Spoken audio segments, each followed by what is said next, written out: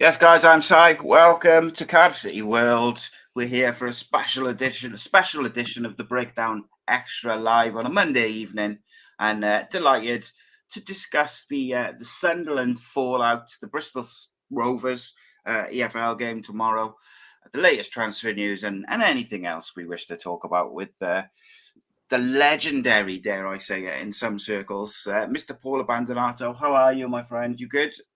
Well, very well, thank you. Yourself? I certainly wouldn't use that phrase, but Well, you got it. as well as can be, considering how bad that was at the weekend. But we'll come on to that.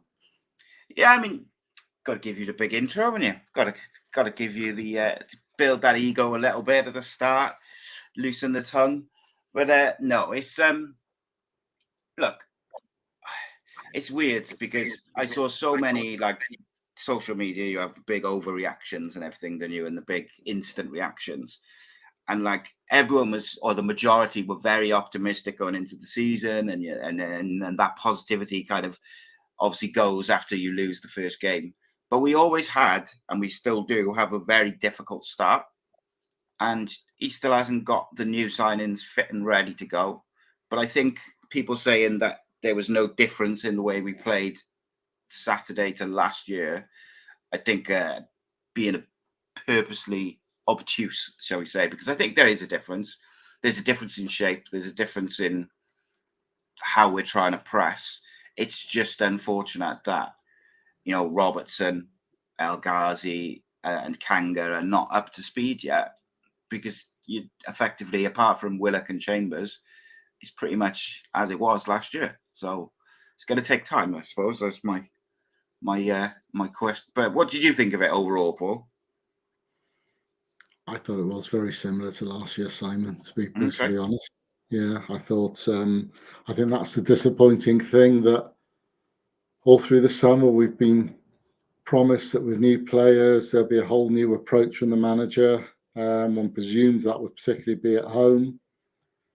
But I can understand why there was a feeling from some that it was an element of same old, same old. Yeah. Two defensive midfield players in a home game, wingers dropping deep an awful lot of the time, side going a goal behind in the first 20 minutes or so, and then not really creating anything what I thought was tangible, and then the second goal being quite inevitable. The disappointment for me is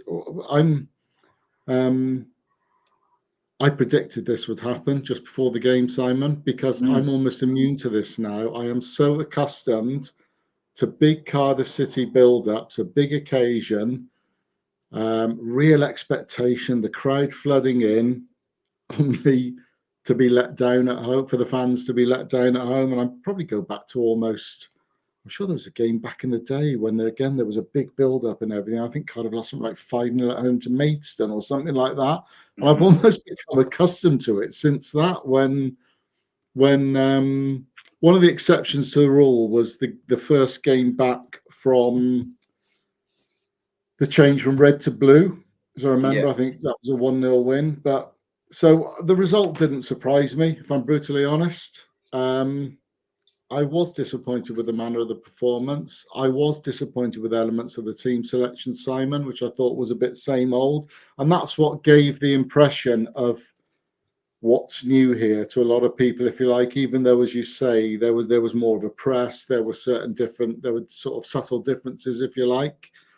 But I can understand why some went away from that very disappointed, thinking, well, really, what is different to last season at home?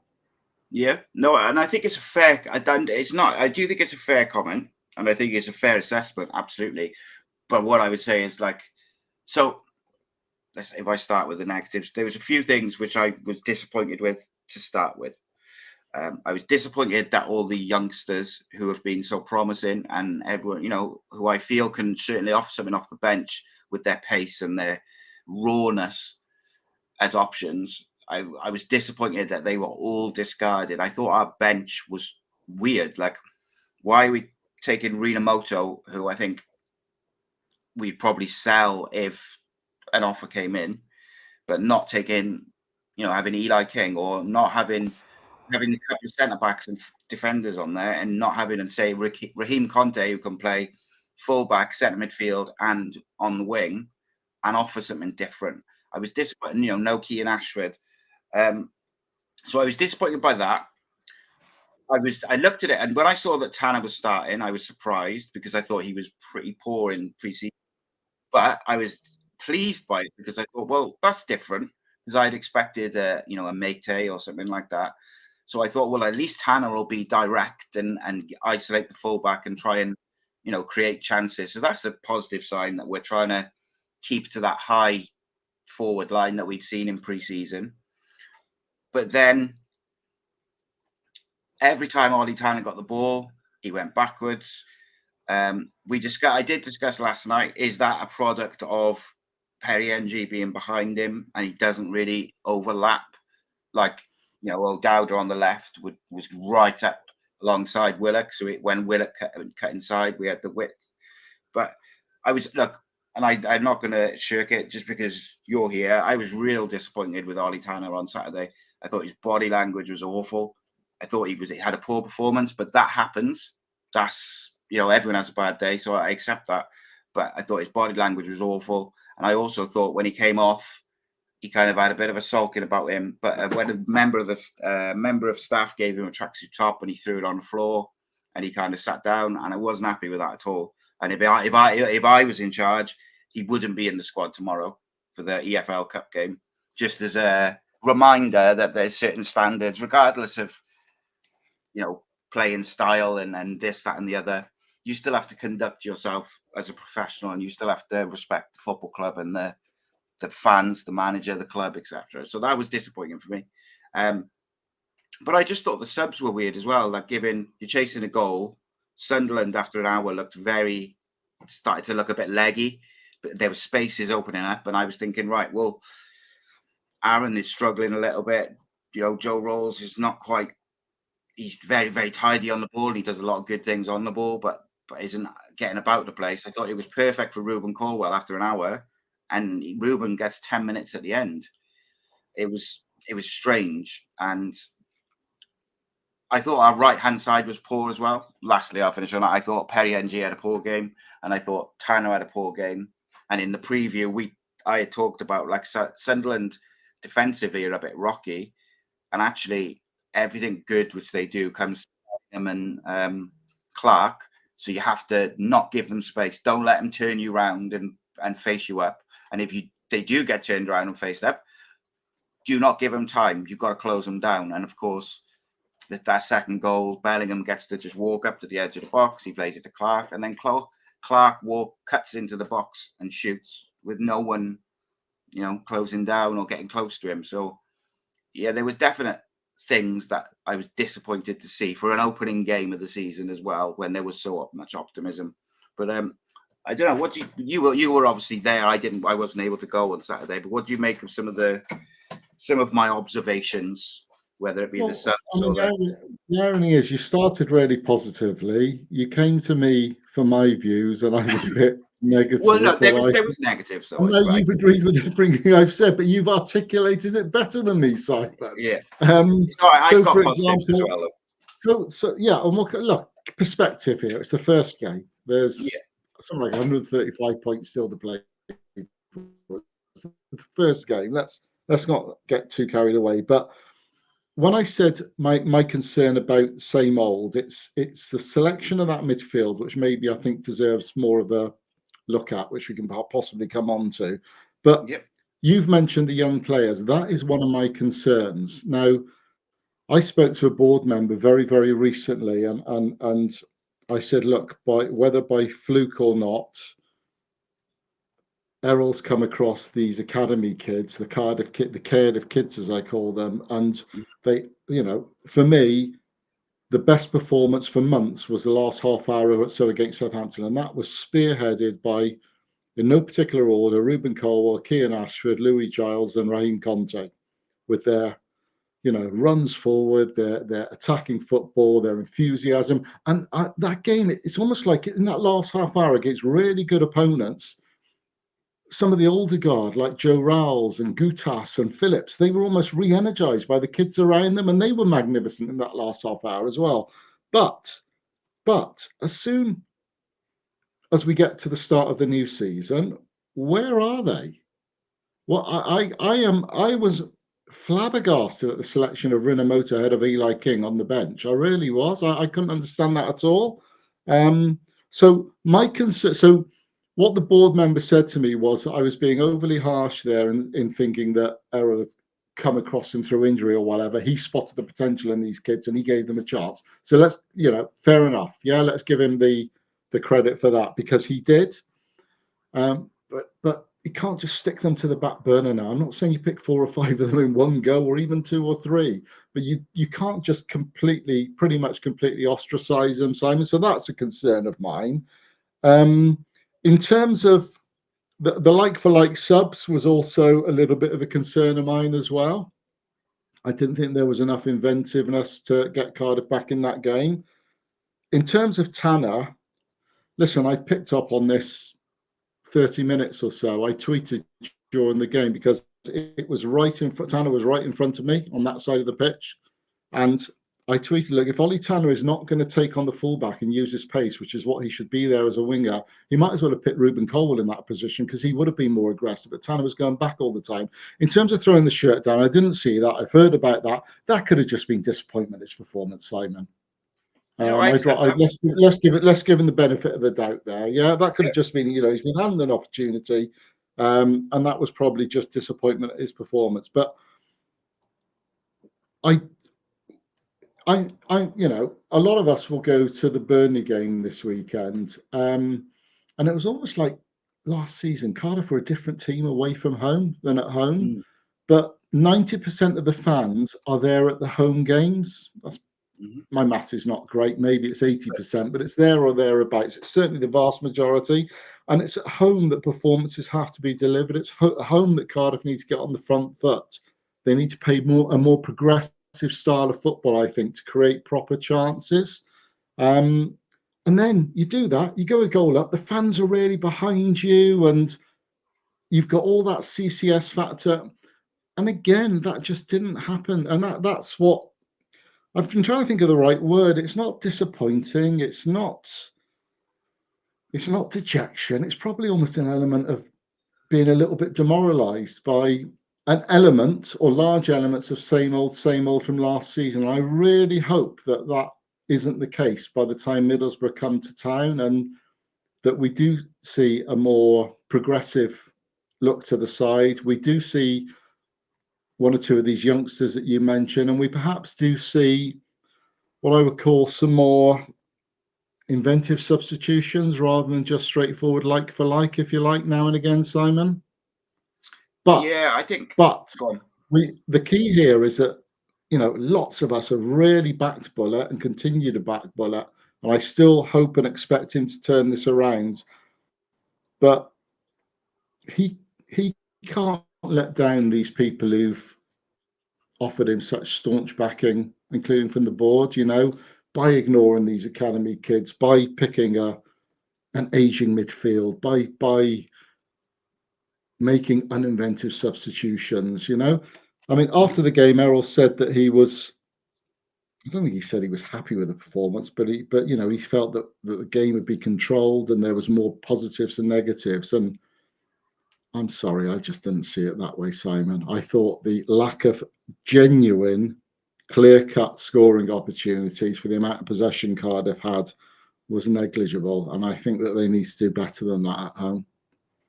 Is that fair? Is that harsh? So I agree with the majority of what you say. I do agree with the majority of what you say there. Like, I think it's unavoidable. And something which I've said all the way through last season, and I said it again last night, is whilst I do back Errol Bullet, he's not immune from criticism or analysis of what he's doing, his decisions, because we're all not bulletproof, to use a pun. No, yes, and there you go. That's a good one. I'm going to use that for a headline at some point, no doubt. But I think, let me ask you a quick question, actually, before I kind of go for some of the positives, which I felt came out of the game. I want to ask you, you've mentioned the midfield. who would you have put in that midfield different, assuming that Robertson isn't fit to start at the moment? The point, listen, we can talk about names and so on. The argument I would make is this, Si, that midfield will have a combined age of 96 by the end of the season. Yes. Okay. Modern day football particularly needs legs, athleticism. The game is so fast now. You need to be bombing up and down, and that particularly needs to come from sort of certain members of the midfield. They need to help out in terms of the progressive through the lines passing, as opposed to just Hollywood balls out wide, if you like. And even when the balls are played wide, you need to be able to get up and sort of break the lines and get beyond defenders to help out and so on. So my argument is this, that Errol Bullitt knew this was a situation, and I think it's questionable why a situation has been allowed that a midfield of 3 players in their 30s with a combined age of 93 has kicked off the season. So this situation was known, Simon, for weeks and weeks, and could have been addressed, not just with Robertson, but with at least one other midfielder as well, which was, I think, originally the plan was to get 2 of them in. And it wasn't addressed. So the situation has been allowed to develop, if you like, by circumstance, by the fact that lots of wingers were being chased and things like that, when I just feel that midfield had to be sorted first and foremost. Now, to be fair, I think he's made a really good decision, or a very strong decision, let's rephrase that, in pushing Ryan Wintle to one side. So he's addressing part of the problem there, but it hasn't really addressed the issue, has it? Where, how I mean, I was just looking at the figures here. Manu Siopis has scored 1 goal in 4 seasons. Joe Ralls has scored 3 goals in the last 3 seasons, 1 per year, and he got 5 the year before that. So don't those figures immediately tell you, hang on a minute, where is the help going to come for goals from midfield? Where are the people going to get forward from the midfield to help out the wingers and the front men? I mean, in Siopis' case, he's not there to score, is he? He's there to marshal and sweep up. And I don't want to. I do concur with what you say, though, because what I would say is at the end of the last season, when we sort of were talking about, who do we need to get in or what positions do we need to address? Of course, we need a striker. Absolutely, like 100%. We still need another striker. But I've always felt like someone to play alongside Siopis, with roles coming in and out for particular situations, particular games, was needed. Let Siopis just be that destroyer who just, sweeps up after the fullbacks when they get forward. But you needed an athletic number 8 who could get about, but also, has got the legs to go for days, and also is technically very good to break the lines, etc. Robertson ticks all of those boxes. He's a phenomenal footballer. However, let me put this to you. What happens if Robertson comes in and gets, touch wood, he doesn't, but, gets an injury or something, something like that? We are back to the same midfield last year, which everyone is kind of complaining about. So I think I do want to go over, I want to move a little bit more to the positives, because I kind of said all my negatives, and some of them I did find, and a couple of them I found infuriating. And look, it was a disappointing start. However, what I will say is, I think we, particularly in that first 20 minutes, I think that is how Errol Bullitt wants to play this year. The press was high, the front line, the fullbacks were high, albeit the fullbacks in pre-season, and maybe it's the opposition as well, but in pre-season, we literally had the fullbacks alongside the wingers. The wingers were tucked in next to the striker. We had 5 across the front line. Siopis was sort of sitting between the fullbacks, or the holding midfielder was. So we had almost like a 2-3-5 in possession. And that, whilst it did drop a little bit deeper, it was still there roughly. And I think we moved the ball well. We created, we pressed well in that first 20 minutes. And then the goal knocked the stuffing out of us a little bit. And we did seem to revert a little bit to that ponderous is the wrong word, but passing that lacks a bit of purpose. Whereas in that first 20 minutes, I felt like, certainly on the second watch as well, I felt like we moved the ball quite quickly and we were trying little interchanges with Willock and Ramsey. And look, Ramsey will get better as he plays. I think that's, it's fair. He hasn't played for a long time. So I think it's always going to take him a bit of time. We did create chances. I got to say, I thought there was an opportunity where Ramsey probably should have scored, but he stumbled. Robertson kind of snatched that one with his left foot. There was a couple of headers. Look, I'm not saying we carved them open, but we did create chances that we could have scored from. On another positive, I thought Callum Chambers was really good. And I thought Callum O'Dowda was excellent as well. I'm a bit concerned with Perry NG, but I'm hoping that he'll just kind of come back to where he was. But yeah, obviously didn't finish the season great, and then that was a strange performance from him on Saturday. But look, it's the first game of 42 or whatever it is, 40 odd games.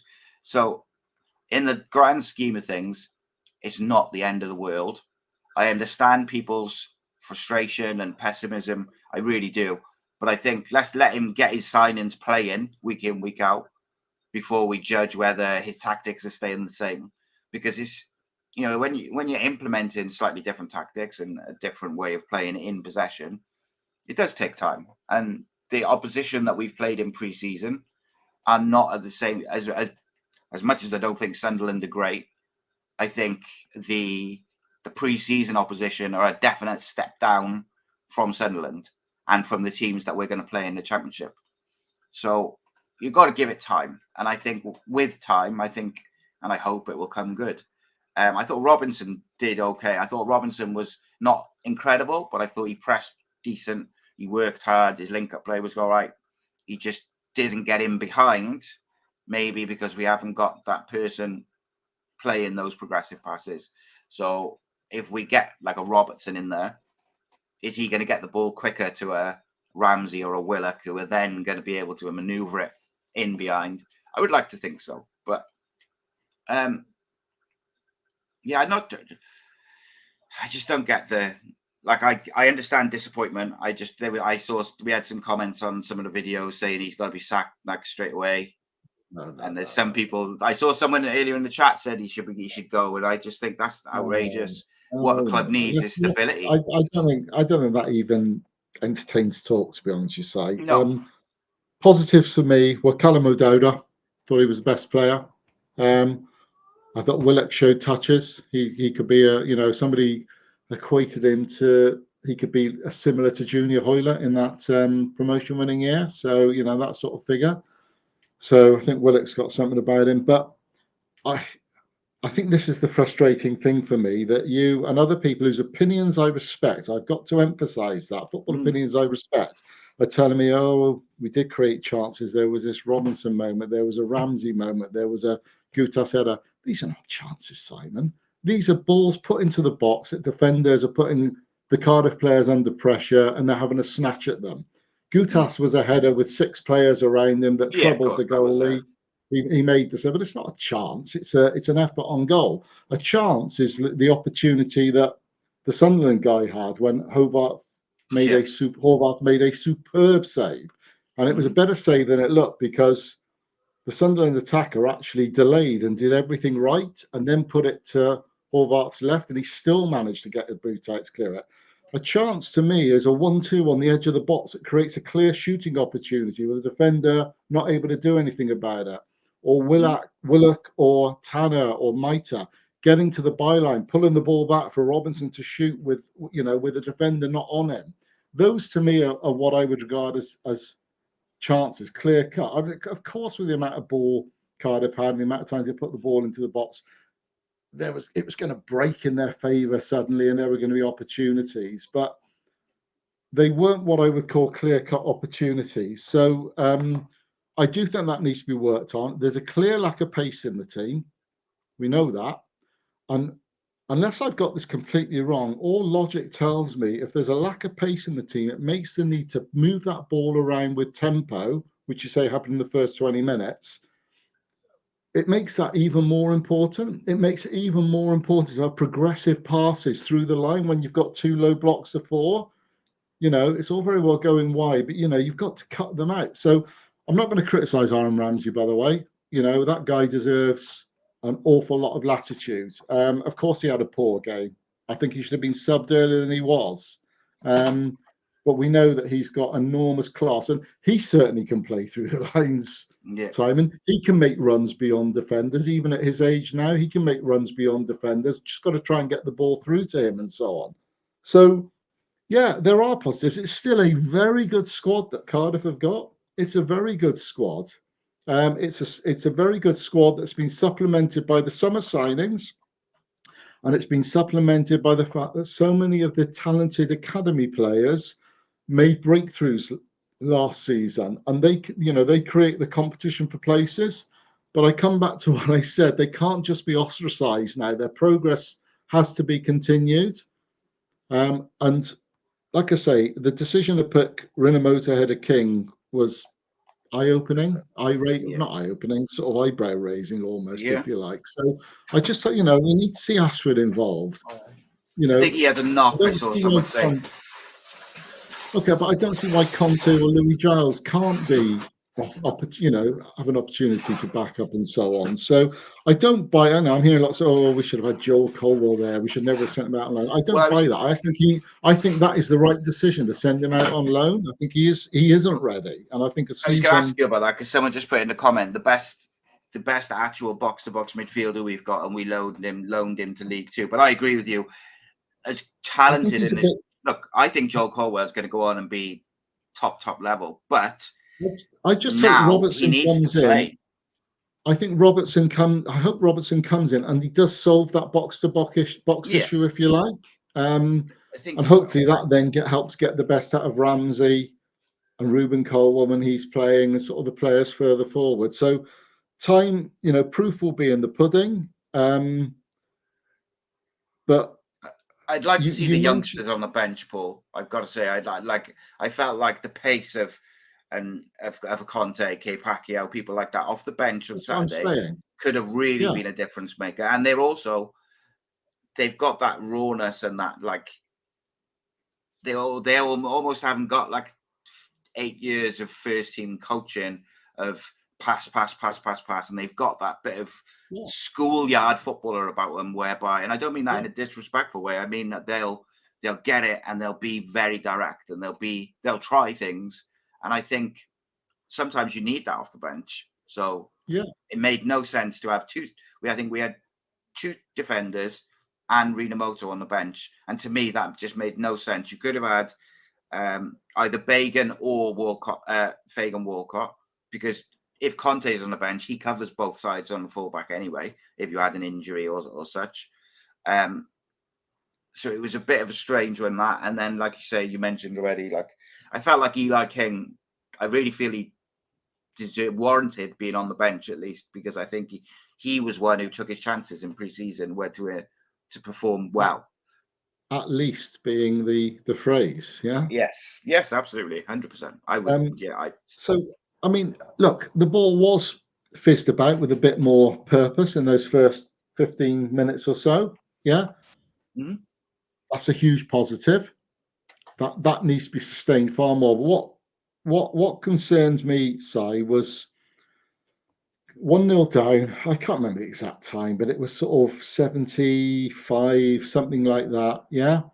And Cardiff had a passage of play just inside their own half where the ball was going wide to NG, back to the centre backs, to the midfielders, back to the other centre back, across to O'Dowda, back to a centre back to the goal. And they kept it for quite a long time. Yeah. Mm-hmm. And then Sunderland just eventually intercepted, and I don't think the team had made 5 yards even. That was a classic example to me of passing without, what was the phrase you used earlier? Purpose or whatever it was. Without purpose, yeah. You know? And I was just thinking to myself there, not that this guy's the art, but I was just thinking to myself, I would love to have seen Neil Warnock's reaction at that happening with his Cardiff team. You know? Yeah. Um, Yeah. And I do think, look, I don't want to big Alex Robertson up too much, but all I can say is that I think he's going to make a massive difference to the way Cardiff City play. From what I've seen of him, but also from the people who I've spoken to him, who either know him, have coached him, worked with him, watched him growing up, and also Portsmouth fans who well, this I said this on the show the other day. There's I did a video for a Portsmouth fan can in pre-season, and I was speaking to the guy, and he said that I think he's about 30, and he said Alex Robertson is the best player he's ever seen play for Portsmouth, and he is a generational talent. Wow. So I mean, that's when you look back at some of the players who've played for Portsmouth, there's quite some praise. Now, obviously, he's 21. You've got to give him time to get fit, to settle in. But I'm pretty confident that he's going to make a big difference. And I think he's someone who fans who are not familiar with him will suddenly be going, oh wow, he's a good footballer, and he is aggressive, which I like as well. Couple of questions for you, Paul. We'll certainly bring down the average age of the midfield, Simon. Well, yes, indeed he will. Couple of questions for you. Question A, he said, Paul, is there any plan to address the lack of pace in the squad? Another winger, perhaps? I don't know is the answer. I mean, yes, they've been looking at another winger for some time, but will the winger they get really have explosive pace? I guess only time will tell on that. The McAteer talk from Leicester, that still hasn't gone away. Cardiff were interested in him. They still are interested in him. I've seen someone on social media today, they've been linked with another winger from Leicester. From Leicester again, isn't it? Yeah, it's a young guy, yeah. Does he have explosive pace? I don't know. That's not. I mean, he's quite skillful, but like I've heard nothing about him whatsoever. But I did say the club have been clamping down on leaks this year, so maybe they'll. It's funny because I was having a big conversation with them about it before the game on Saturday with the hierarchy, and they were making that point that the leaks have been much better this year, much better. Yeah, I'm not sure that I'm in an awkward position as a journalist because I don't, I like leaks, but I was aware of some of these signings well before they happened, Si, and the phrase used with the club is, if we take you over the wall, you can't reveal anything. So I've just had to sit on them for ages, like El Ghazi, for example. Kanga was another one. Now, I'm told that they are after a proven goal scorer, a striker. I don't know the name of the individual in this case. I genuinely don't. I'll believe it when it actually happens because I know how hard it is to get goal scorers over the line or strikers over the line. But I always felt it's more likely that they land a striker closer to the closure of the window than at the start of the window, simply because that's the way the window works in terms of teams doing their deals and eventually accepting offers, or an offer is up or whatever. So teams also finalize their squads in the Premier League and the Championship as well, don't they? So they move players out and stuff. So who this proven scorer, they clearly got a particular target in mind. Who this proven scorer is, I don't know, but I'm assured they're going after somebody. And I think that's the main bit of business they feel they still need to do. But there are other things to happen still. Whether it's another defender comes in, whether we still got to wait to see players go out. Wintle, I see Wintle and Rinomoto apparently had no part to play in it. Rinomoto was on the bench, and Wintle has been named as number 6 in the squad numbers. I'm sure that's a bit of a technicality, but so I suspect there's still a few. I don't know what's happening with Marlon Romeo. Is he staying or is he going? We don't even know what's happening with Mark McGuiness at the moment. We're being told that he's got a hamstring injury and that's why he hasn't featured in the last couple of games, which was Bristol Rovers, the final warm-up friendly, and obviously against Sunderland. But clearly he is one of the players that they are able to get money for and a handsome profit at that for that as well. I like McGuiness, by the way. But I've also got to say, I don't think Chambers has come here to play second fiddle. So Gutas and I was going to Chambers ask you is a question clearly on that. first Sorry choice. to interrupt. Yeah, sorry to interrupt you. I was going to ask you a question about that. I was sat there on Saturday watching Chambers, and he's such a classy player, and I think he's far too good for the Championship, really. I would like to see a fit McGuiness alongside Chambers, but I don't see Errol. Could you foresee a scenario where Errol Bullock drops Gutas out of the three? Well, He's it's his funny guy, you isn't say he? that. It's funny you say that because when the McGuiness so-called bid reared its head, when was this, a month or so ago? About And I think the club got quite defensive about it all then, to be honest with you, and I can understand why. But and then a bid had become interest. Read what you want into it, and so on. Yeah, but it was said to me that McGuiness could end up playing against Chambers. It'll be Gutas the one dropped, and I just don't see that happening with Bullock personally. I think Bullock will keep Gutas there. And as I say, Chambers has come down here to play. I think the team, I think all this speculation with it was Scott McKenna just before kick-off, I think we could all have done without that. You can't be messing around your centre halves 4 or 5 days ahead of kick-off. I think that was an unwarranted situation. But there's clearly, something happening behind the scenes here. In terms of Chambers, it's funny you should say that because there were a couple of moments when I've come across people again whose opinions I respect telling me the defence doesn't look anywhere near as solid as it did last season with these two at the back. But I think Chambers needs time. They need time to build that partnership. Yeah, of course. And there were a couple of occasions where Chambers just chesting the ball down and almost being intercepted. I'm thinking, you're not playing for Arsenal now, mate. You need to be a bit careful here. But that will happen. He's clearly a class act, isn't he? So hopefully that continues. Hopefully that is a big plus moving forward because they need those rocks at the back, whether it's Gutas and Chambers or whether it's McGuiness and Chambers. We'll have to see how McGuiness plays out, Simon. Does he stay? Does he go before the end of the window? If he goes, who might come in to replace him? Scott McKenna, complicated situation because he clearly would want to be first choice if he came in. Obviously, he's gone elsewhere now, but that was all part of the complicated mix, I felt. Yeah, and I think, look, as a team, we play better with Mark McGuiness in the team. I think he's really good defensively, but his ball playing ability means that we tend to be a bit more purposeful with our passing from the back. I have it on exceptional authority that he's very, very popular within the squad, and he is not particularly interested in, or he's not looking to move, shall we say. Like, he's not going to force it. He's not looking to move. However, I always say, you can look back at history and it tells you if Cardiff City get whatever number they want, I know 10 million's been quoted. I tend to think it'll be a little bit less with add-ons. If Cardiff get the money that they want for him, they will sell him. It is what it is. And you'd like to think that one thing I did like about the Scott McKenna thing, Paul, so whilst I agree with you, we could have all done without it before a couple of days before the season kicks off. What I did like about it was that it felt like we were prepared if McGuiness was to go.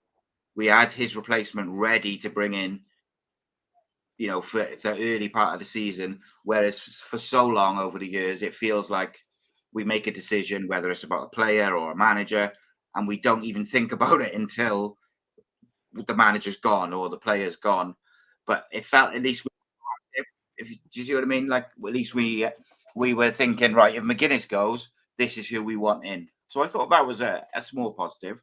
I would like to talk to you a bit about Bristol Rovers tomorrow, because I've seen a lot of people saying that we should play a strong side to get them up to speed and get a bit of form and this, that, and the other. I think it's unrealistic to ask, or I think it would be silly to start Aaron Ramsey tomorrow, for instance, to play, a couple of games in the first few days of the season, because then if he does pick up a strain or an injury, it just knocks him back. I think there's no need for it. I think the squad is deep enough that you could have a mix of youth players and experienced players. So I think I went something like Conte and Pacquiao as the fullbacks, but Gutas and Fagan Walcott as the centre backs, or Gutas and Bagan, or something, something with a bit of experience, but also the youth in there.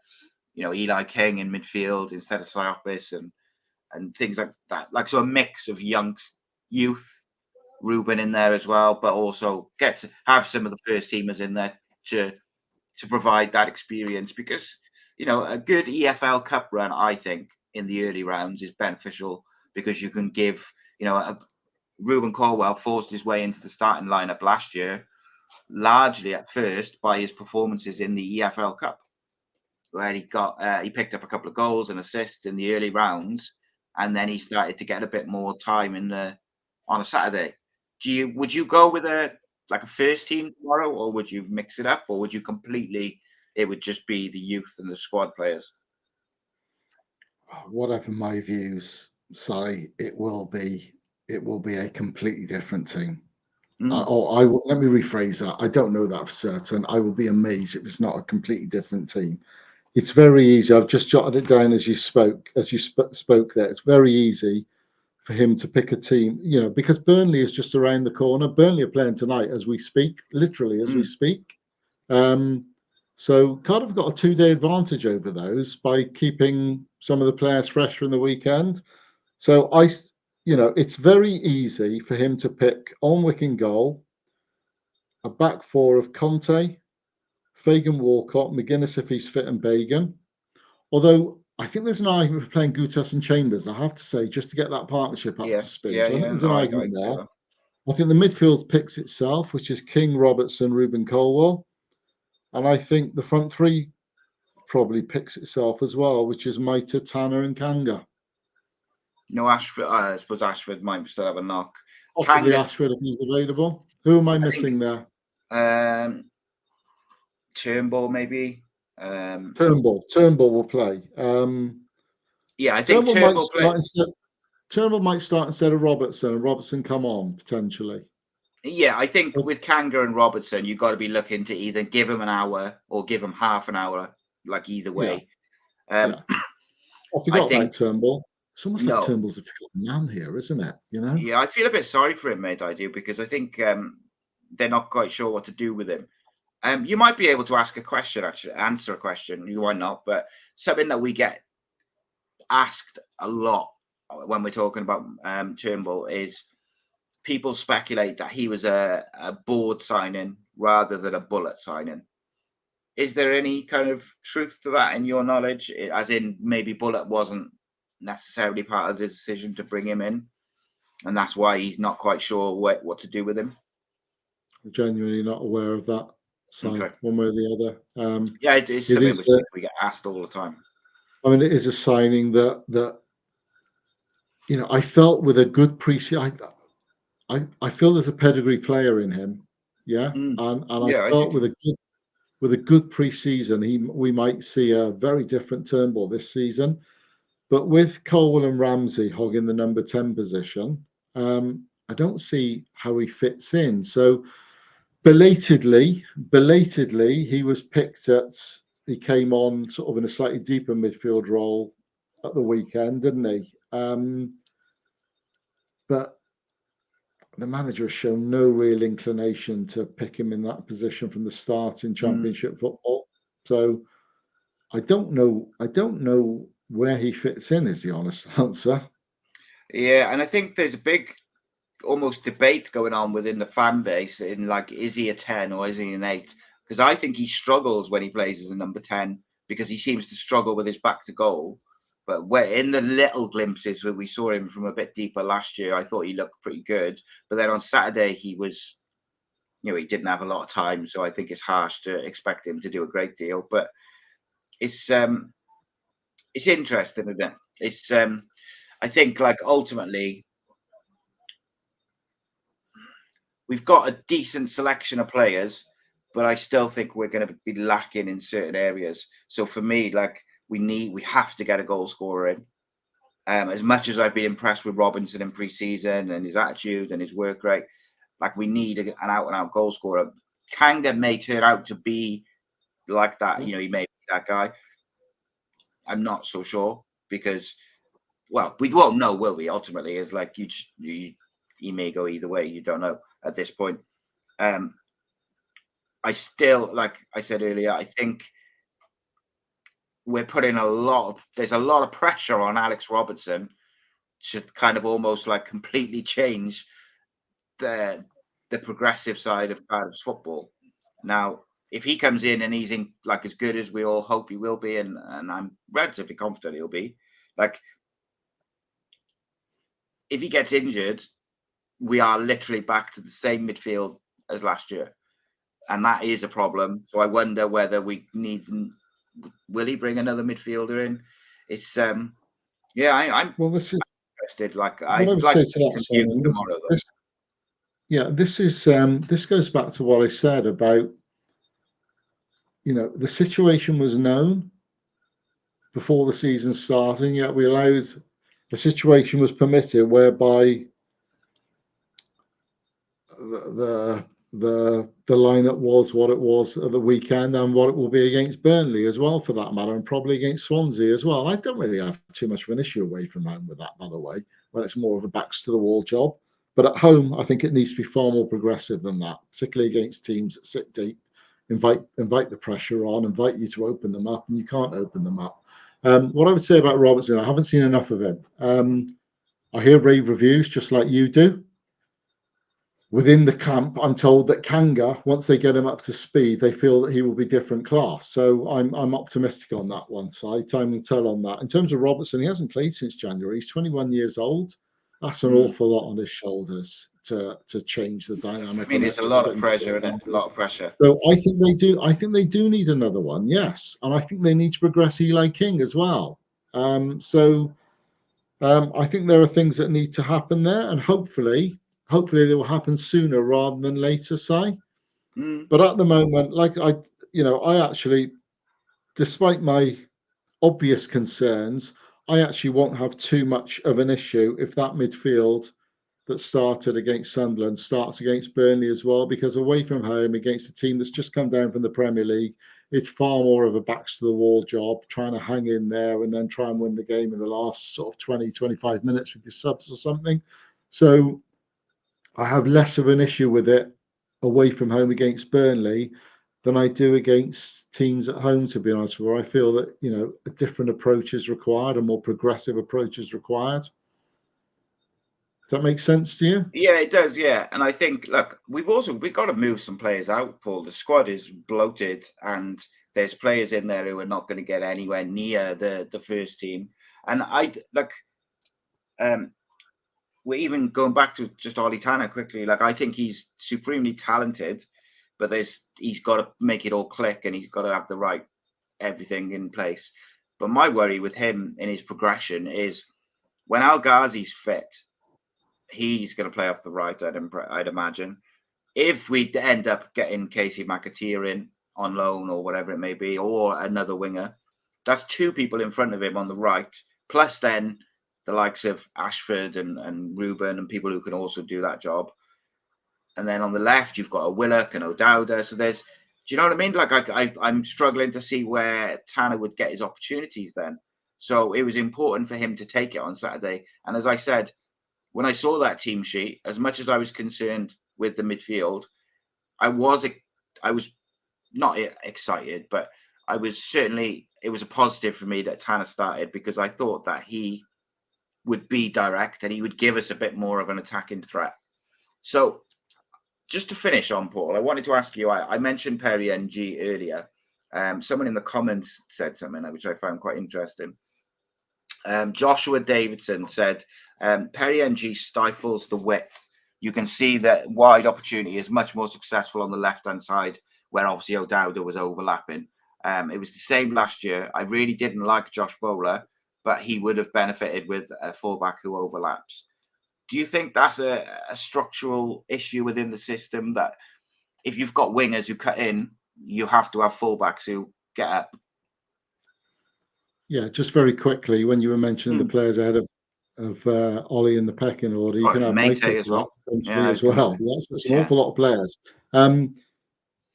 Yeah, I was actually going to make the point that you've just raised there, that the wingers are inverted, aren't they? And so, although Bullock kept saying time and again last season that he wanted Bowler attacking on the outside and crossing the ball on his weaker foot, if you like. Perry NG is an intriguing one. I mean, I know you're a massive fan, Simon, aren't you? Love it, but I have been disappointed with the way he finished the season. I'm not sure he's as good as a lot of Cardiff fans say, but he's been Player of the Year 2 years running now. Player of the Year. So he clearly has huge respect within that dressing room. Yeah. You don't win awards like that without having something about you, whether it's defensively or whatever. So I suppose my mind goes back to that Southampton game, which I come back, those last 30 minutes against Southampton, against a really good team that's now in the Premier League. That was the best Cardiff had played for months. And it was kind of spearheaded by Conte charging forward right to the byline to help set up the first goal, and Louis Giles rampaging forward on the left on the other side to help set up the second goal. So, I think overlapping fullbacks, I personally think they're important Monday football. But then you look at teams like Man City and Liverpool, they play 4 centre backs. Maybe Mick McCarthy was ahead of his time, Simon, with his 5 centre backs at the back. So are overlapping fullbacks as important these days as we think they are? I don't know. When you look at teams like Man City, you look at Liverpool with what they do. Sometimes if Robertson's not playing, they'll put Gomez and they'll have another centre half at fullback position. So, but that's because they invert into midfield, and then they push the midfield up by pushing the fullbacks into the midfield. And I mean, if we were going to do that, that's one thing. But I actually like the way Perry NG carries the ball out of defence, Simon. He constantly commits players. You'd think that with video analysis, they'd be attuned to it all now. But again, he was doing it on Saturday. He has this knack of sort of just cutting inside and going past a couple of players, and then it's up to Cardiff to speed it up with players taken out of the game at that point. So I hear a lot of talk, he's got to be out of the team, got to play Conte. I think that's asking an awful lot of a young kid at the moment. I think Perry NG, whatever his limitations may be going forward, I think he offers more than enough to the team.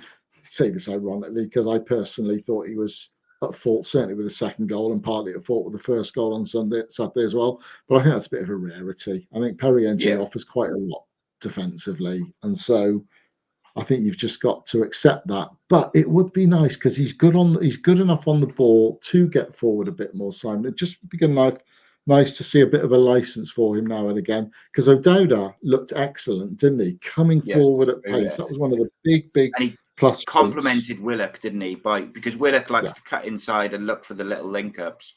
O'Dowda bombarding up the left. That's what you need. And maybe I'm being harsh on Ollie Tanner because I did think he was poor, but maybe that was because whenever he sort of cut inside, he didn't have that overlapping, so he had to go backwards. Because if you haven't got the option to slip it in like a little reverse ball up the wing or whatever, you have to go. You could only pass to what's there, I suppose, is the answer. But look, I think we have a lot of options, but I would like to see the likes of Conte, Pacquiao. Louis Giles is one for me, mate. Honestly, his delivery from crosses, I think, is something that we could utilise in certain situations, whether it's 20 minutes at the end of a game and teams are tired, because his crossing is absolutely phenomenal. And, if O'Dowda is a bit tired, if you give Louis Giles 15, 20 minutes overlapping the wingers and putting some balls in the box, it's going to create chances. Ultimately, they're there to defend, though, Simon. No, and this is, of course. They're there to defend. Let's remember that, But I do think Pacquiao and Louis Giles, I think there's a couple of very, very special players Cardiff have got on their books there. Yeah, they both, but similar to Joel Colwell, I think they need to play games. And if we're not going to give them those first team opportunities, will they benefit more from going on loan? Yeah, Because Bucky I is think, probably very young. They're both very young at the moment. yeah, Though, aren't this they? like, how old's Louis Giles? Yeah, 18, Is sort he of something like 18 that. yet? 18, 19. I'm not No, sure. I he's not know 19. He was 17 Capaccio is when he came. 17, isn't he? Yeah, I'm so not they're sure both about very Louis. young at the moment. But I think there's a couple of jewels there coming through, and you'd like to see them that progress permitted one way or the other as the years go on, if you like. Yeah, yeah, and I look. I also believe that everybody in the chat, everyone watching, there's a couple of hundred people watching now. Like, we all have a bad day. Okay, everyone has a bad day. Everyone's where they're not at their best and stuff like that. So whoever I've said, like I said about Tanner or Perry, like they had bad games on Saturday. That happens. But what you want to see is the next time they're on that pitch, you want to see that the right attitude and the right application and show what they're worth, because they're both very capable. And there's other players in that side who are capable. I think from Bullett's point of view, the sooner he can get Robertson, Kanga, and El Ghazi up to speed, because I think, look, if you put those three players and you drop them into the first 11, it does look a bit stronger and a bit more creative, I think, with a mobile and athletic number 8 who's good on the ball.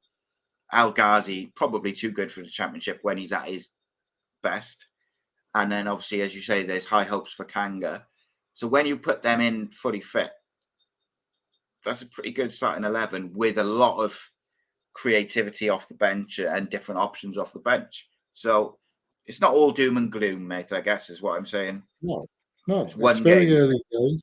It's very early days, but it's really important that the red flags, the concerns from last season are not allowed to infiltrate into this season as well. Yes. I think that would be the message from the fans, if you like. And Mm. so let's see how things pan out in the next sort of few games, if you like. But it's so important, and I think it should be so easy for Cardiff to turn that home form around. It really is, Si. Yeah, it is. And towards the end of last season, when that frustration was kind of at a high point with the style of play at home, I said a few times in the build up to the games where I was like, he could get the crowd up and everyone positive before the game even kicks off by the team he names an hour before kickoff. If it's, if the home team, the home games is very much more attacking, the crowd is automatically going to be more positive because they're going to be, oh, hello, we're going to have a go today. And then if the team starts fast, Roger Gibbons said to me when I did the show with him, teams used to hate coming to Ninian Park. First 15, 20 minutes, they'd almost be clinging on just to try and get through to 0-0 after 20 minutes. But we have a Cardiff after almost, I want to see us implementing the shape we had in pre-season where we just were pinning teams back and pressing and putting them under pressure. Look at the goal Robinson scored against Reading. Yeah, that wasn't unique. That wasn't unique to Ninian Park. That was the case under Dave Jones at Cardiff City Stadium. It was you could argue it was the case to a degree under Malky and Neil Warnock as well when the home form was outstanding. And the crowd. You're absolutely right. The crowd. A lot of fans do get demoralised when they look at the lineup. But they'd like to see something a little bit more exciting because they've seen this same old with the same old result. That's the problem. It's the classic thing of keeping doing the same thing and expecting something to be different is a little bit naive. So there is enough of a squad there now. Certainly when the players are up to speed, there's some real quality in that squad. So the message is don't be too down at the Sunderland game, despite the concerns that we've raised.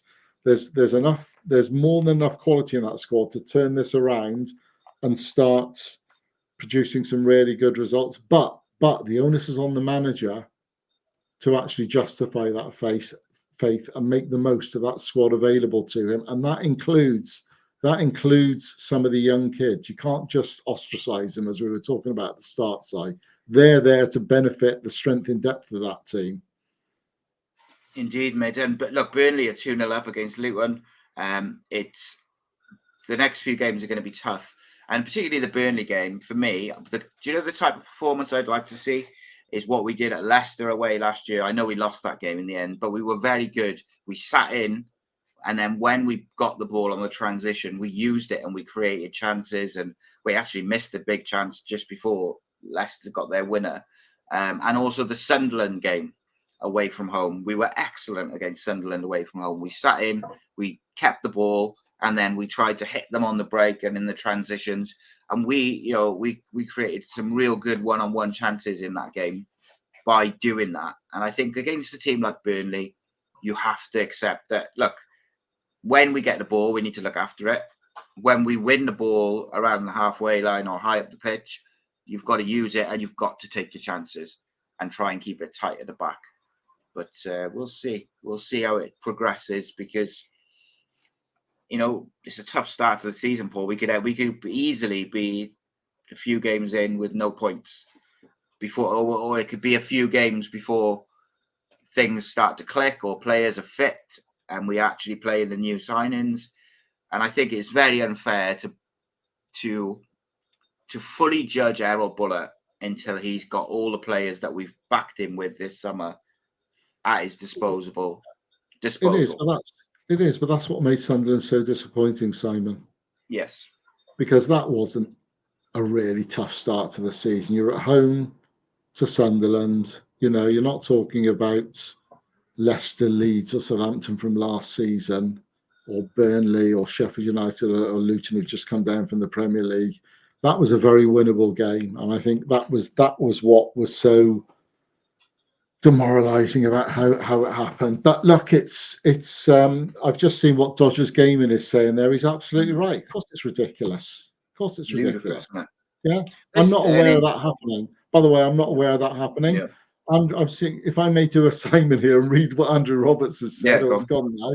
No, Joe Ralls needs to be on the bench, and Eli King added, "There's a reason we've not had a 20-goal striker while supply for midfield and midfield only pass sideways and backwards."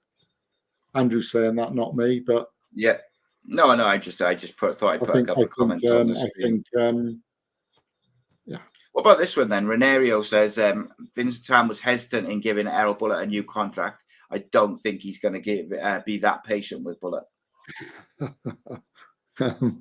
Look, the chairman, the manager has massive backing from the chairman. I've never known a chairman give a manager so much backing before. So, although Vincent Tan ultimately calls the shots there, because Mehmet Dalman is so intrinsically in the Bullock camp, I even with bad early results, I don't see anything happening, and nor should it either. Give him a chance to get this team up and running, as we said. But he has to make the most of what I think is the excellent talent available to him.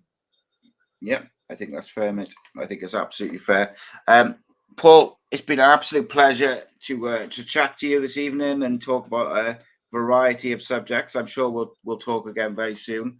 I just realised I'm supposed to be on the members show at 9 o'clock, so I'm 5 minutes late for that. Yes, indeed. Well, no, we'll catch up soon. And safe travels to Burnley, everybody. Indeed. Hopefully, come back with some points. That'd be nice. And just to finish, people we were questioning Joe Rawls. James makes a great point. We didn't win a game last year without Joe Rawls in the side. So, that's not true. Hang on, that's not true. Are you sure? That's not true. So the game against Joe didn't play against Swansea at home, so straight away that's not the case. There we go. See, could have finished on a positive then, Paul, but there we go. No, it's all good. Thank you to everyone who's tuned in. Make sure you subscribe to Cardiff City World 7 days a week. We'll be back tomorrow. Take it easy. Goodbye.